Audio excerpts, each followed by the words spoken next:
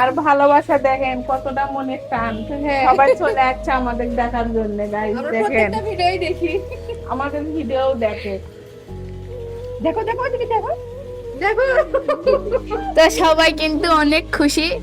আর হচ্ছে যে তারা ভিডিও দেখে, আপনারাও যে এরকম ভিডিও দেখে আসতে চান তো এরকম চলে আসবেন, সবাই চলে। আর যারা আসে তারা তো দেখে আমরা কিরকম আসলে ভিডিওর মধ্যে যেরকম আর বাইরে যেরকম আপনারা কিন্তু সেরকমই দেখবেন, আমাদের একই রকমই জীবন, কোনো পার্থক্য নাই। তারা নিজের মুখে বলতে পারবে এই কথা। ঠিক আছে, ঠিক আছে না, এই কথা ঠিক আছে।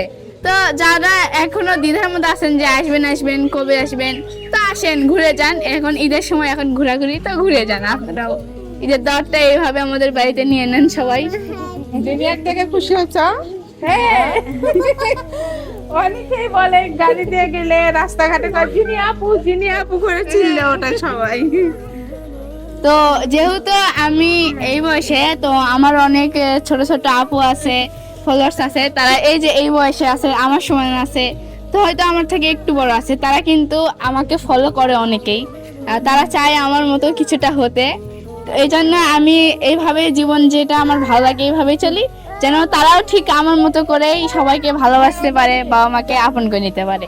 তো তোমরা সবাই কিন্তু বড়দেরকে শ্রদ্ধা করবা, সম্মান করবা, বাবা মাকে ভালোবাসবা, কখনো বাবা মার কথার অবাধ্য হবো না, ঠিক আছে?